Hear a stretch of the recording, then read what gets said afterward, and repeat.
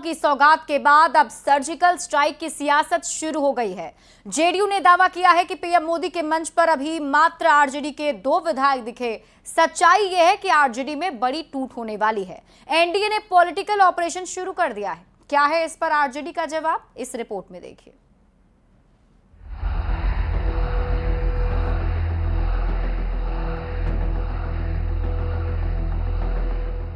मुख्यमंत्री नीतीश कुमार चुनावी साल में सरकारी योजनाओं का मास्टर स्ट्रोक जड़ रहे हैं। सियासी पिच पर सीएम की गुगली न तो आरजेडी को समझ आ रही है, न ही कांग्रेस पार्टी को। ये दावा जेडीयू के नेता कर रहे हैं जब से उन्होंने पीएम मोदी के मंच पर आरजेडी के 2 विधायकों को देखा। फ्रंट फुट पर उतरे जेडीयू एमएलसी नीरज ने ये कहा कि सीएम नीतीश के स्ट्रोक से अब पूरा विपक्ष बाउंड्री पार ही दिखेगा। अब पॉलिटिकल ऑपरेशन शुरू, तो 2 माननीय विधायक, आदरणीय प्रधानमंत्री जी, माननीय मुख्यमंत्री जी के मंच पर मंचासीन। अभी तो यह शुरुआत है। पहले योजनाओं का मास्टर स्ट्रोक और अब विपक्षी विधायकों में सिंध मारी का पॉलिटिकल ऑपरेशन। एनडीए की सर्जिकल स्ट्राइक से चुनावी साल में बिहार की सियासत इस मुद्दे पर गर्मा गई है। विधायकों के पाला बदलने पर बौखलाया आरजेडी ये दावा कर रहा है कि अगर तेजस्वी ने ग्रीन सिग्नल दे दिया तो एनडीए का कुनबा बिखर जाएगा। जेडीयू पहले अपनी पार्टी और अपने मुख्यमंत्री की कुर्सी बचा ले, यही बहुत है। अभी तेजस्वी यादव जी सिग्नल दे देंगे तो जेडीयू का पूरा कुनबा ही बिखर जाएगा। जिस पार्टी के पास ना नियत है, ना नीति है, ना नेता है, ना विजन है, वो पॉलिटिकल नैरेटिव की बात करते हैं। सत्ता पक्ष और विपक्ष के नेता दोनों एक दूसरे को हाशिए पर धकेलने की बात कह रहे हैं। भारतीय जनता पार्टी भी दावा कर रही है कि कांग्रेस और आरजेडी के विधायक अपनी पार्टी पर भरोसा खोते जा रहे हैं। पीएम मोदी के मंच पर अपने 2 विधायकों को देखकर आरजेडी बेचैन है, जबकि ये सच्चाई है कि अभी लालू तेजस्वी की पार्टी में भगदड़ मचनी बाकी है। क्योंकि डूबते नाव की सवारी कोई नहीं करना चाहता। इसकी बानगी देखने को मिली कल गया में माननीय प्रधानमंत्री श्री नरेंद्र भाई मोदी जी के मंच पर 2 आरजेडी के विधायक। सत्ता पक्ष तेजस्वी पर तंज कस रहा है कि टिकट देने के लिए नेता प्रतिपक्ष को लालटेन लेकर उम्मीदवार ढूंढना होगा। सत्ता पक्ष का हौसला इसलिए बुलंद है क्योंकि गयाजी में पीएम मोदी की रैली में आरजेडी विधायक विभा देवी और प्रकाश वीर मंच पर पहुंच गए। दोनों की तस्वीर ये बताने को काफी है कि चुनावी साल में बिहार की सियासत में पाला बदलने का खेल शुरू हो गया है। टिकट के लिए कौन किधर जाता है, ये देखना दिलचस्प होगा। पटना संवाददाता रवि एस नारायण के साथ ब्यूरो रिपोर्ट, न्यूज़ 18।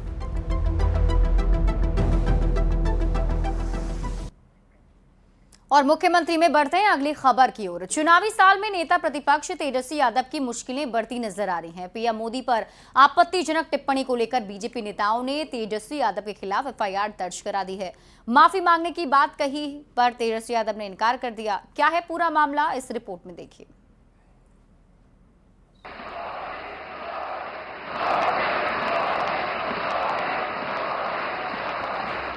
चुनावी साल में सियासी शोर के बीच नेता एक दूसरे पर खूब बरस रहे हैं। चुनावी मंच हो या सोशल मीडिया, टीका टिप्पणी को लेकर नेता कानूनी पचड़े में भी पड़ रहे हैं। बिहार विधानसभा चुनाव से ठीक पहले नेता प्रतिपक्ष तेजस्वी यादव भी एक नई मुश्किल में घिर गए हैं। मोदी के खिलाफ आपत्तिजनक पोस्ट करने और सोशल मीडिया पर अपमानजनक टिप्पणी को लेकर भारतीय जनता पार्टी के 2 नेताओं ने तेजस्वी यादव के खिलाफ एफआईआर दर्ज कराई है। मैंने एक प्रार्थना पत्र दिया है और रिपोर्ट भी दर्ज कराई, मुकदमा भी दर्ज कराया है। मुझे लगता है उनको अपनी इस भाषा पर खेद प्रकट करना चाहिए और हमारे आदरणीय प्रधानमंत्री से माफी भी मांगनी चाहिए। शुक्रवार को पीएम मोदी बिहार दौरे पर गयाजी पहुंचे थे। प्रधानमंत्री ने करीब 13,000 करोड़ की योजनाओं की सौगात दी। इसके बाद तेजस्वी यादव ने सोशल मीडिया पर एक के बाद एक कई पोस्ट किए और जुमलेबाजी शब्द का उपयोग किया। इस पर बीजेपी ने विरोध जताया। महाराष्ट्र के गढ़चिरौली में बीजेपी विधायक मिलिंद रामजी नरोटे ने शिकायत दर्ज कराई और यूपी के शाहजहांपुर में बीजेपी महानगर अध्यक्ष शिल्पी गुप्ता ने तेजस्वी के खिलाफ एफआईआर दर्ज कराई।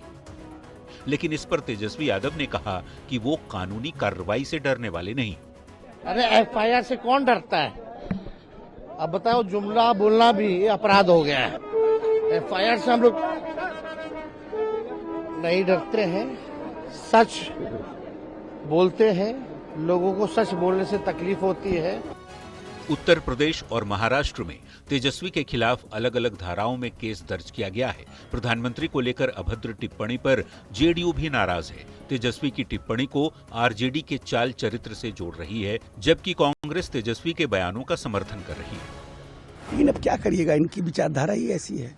ये लाठी घुमावन तेल पिलावन रैली करते हैं। एक नहीं 1000 एफआईआर हो जाए, उससे क्या फर्क पड़ता है? जब जुल्म की दास्तान चलती है, ब्रिटिश साम्राज्य के जमाने में भी एफआईआर और जेल हुआ करते थे, अल्टीमेटली आजादी मिली ना। बिहार में कुछ ही महीनों में इलेक्शन होने वाला है। किसी भी वक्त चुनाव की घोषणा हो सकती है, जिसे लेकर हलचल मची हुई है। चुनावी जनसभाओं में नेता एक दूसरे पर जमकर निशाना साध रहे हैं। देखना होगा आरोप प्रत्यारोप को लेकर तल्खी आखिर कम होती है या फिर तेज। शाहजहांपुर संवाददाता रामविलास सक्सेना के साथ ब्यूरो रिपोर्ट, न्यूज़ 18।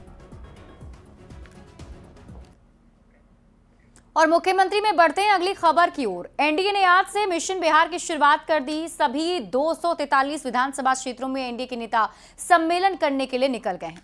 2025 में 225 के टारगेट को साधने के लिए एनडीए ने 14 अलग अलग टीमें बनाई हैं। क्या है बिहार एनडीए की पूरी रणनीति, इस रिपोर्ट में देखिए।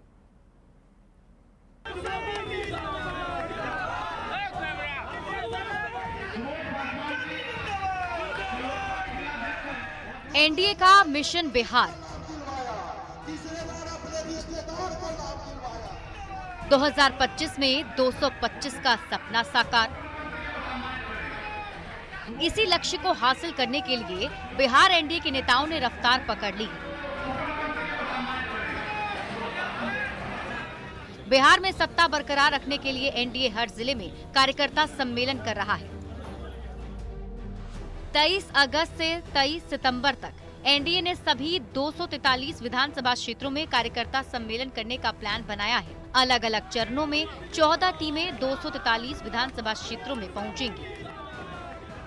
ये सब बात लोगों के मन में है और सारा हिसाब जनता इस बार ऐसा रिजल्ट होगा जो 2010 को भी हम लोग पार करेंगे, जो माहौल में देख रहा हूँ। लालू प्रसाद जी के विचारधारा, जिसको गुंडागर्दी करता था, यहाँ अपराधी है घूमते थे, यहाँ दियाला में लूट लिया जाता था।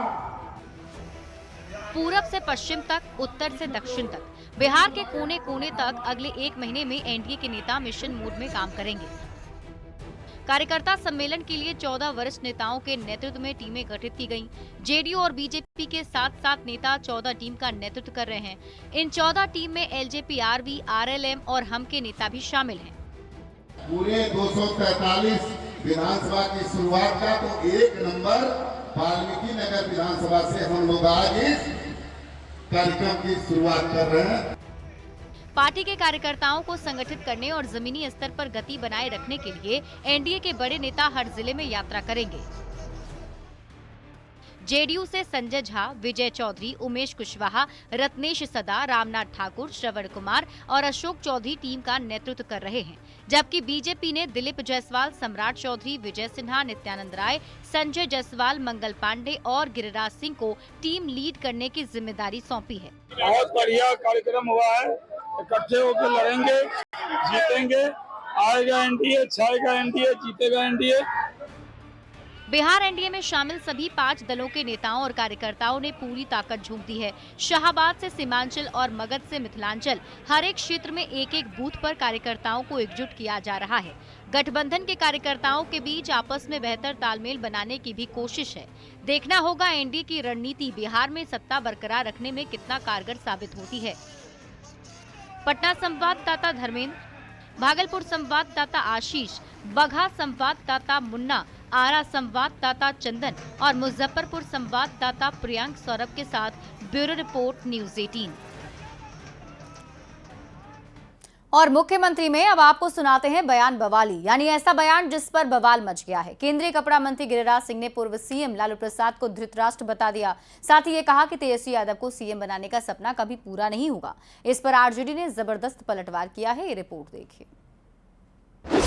ये लालू प्रसाद धृतराष्ट्र के रूप में व्याकुल है अपने बेटे को गद्दी पर बिठाने के लिए। बिहार में जैसे जैसे विधानसभा चुनाव का दिन नजदीक आ रहा है, पक्ष और विपक्ष के नेताओं के बीच जुबानी जंग भी तेज होती जा रही है। एनडीए और इंडिया गठबंधन के नेताओं के बीच वार पलटवार का दौर जारी है। शुक्रवार को केंद्रीय कपड़ा मंत्री और बीजेपी के फायर ब्रांड नेता गिरिराज सिंह भी पूर्व मुख्यमंत्री लालू प्रसाद यादव पर जमकर बरसे और लालू की तुलना महाभारत के धृतराष्ट्र से कर दी। आप धृतराष्ट्र का नाम सुना है ना महाभारत में? ये लालू प्रसाद धृतराष्ट्र के रूप में व्याकुल है अपने बेटे को गद्दी पर बिठाने के लिए।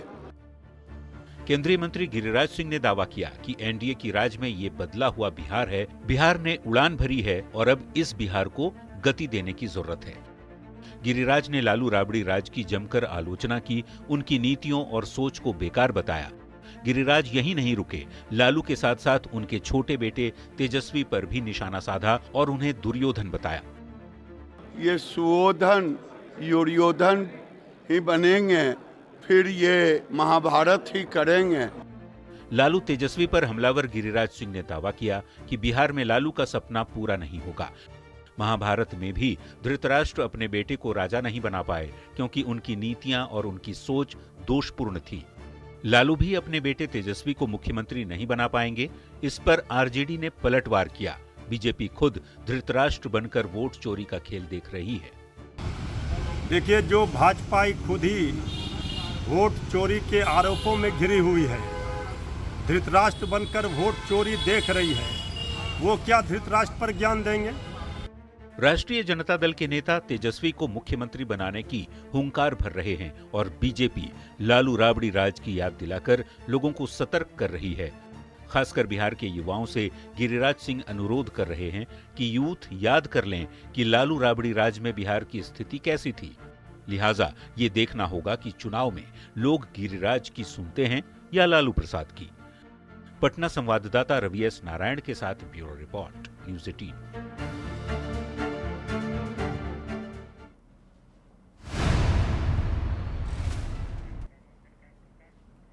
और मुख्यमंत्री में वक्त है एक रोचक चुनावी जानकारी की। क्या आप जानते हैं कि निर्वाचन आयोग का गठन कब हुआ है? तो इसका जवाब है 25 जनवरी 1950, यानी भारत के एक गणतंत्र देश बनने से ठीक एक दिन पहले। इसी तारीख को राष्ट्रीय मतदाता दिवस भी मनाया जाता है। संविधान सभा में डॉक्टर भीमराव अंबेडकर द्वारा लाए गए एक संशोधन के माध्यम से निर्वाचन आयोग की स्थापना की गई। इससे पहले मसौदा अनुच्छेद 289 में केंद्र और राज्यों के लिए अलग अलग चुनाव आयोग का प्रस्ताव था। अंबेडकर ने एक केंद्रीकृत निकाय का प्रस्ताव किया जिसे राष्ट्रपति द्वारा नियुक्त मुख्य चुनाव आयुक्त द्वारा संचालित किया जाता है। इस संशोधन के बाद अनुच्छेद 324 के तहत निर्वाचन आयोग को स्वतंत्र संवैधानिक प्राधिकरण के रूप में स्थापित किया गया, जो राष्ट्रपति, उपराष्ट्रपति, लोकसभा, राज्य विधानसभा, राज्यसभा और राज्य विधान परिषद के चुनाव की देखरेख, निर्देशन और नियंत्रण करता है। और चलिए अब तेज रफ्तार में देख लेते हैं चुनाव से जुड़ी 25 खबरें। चुनाव 25।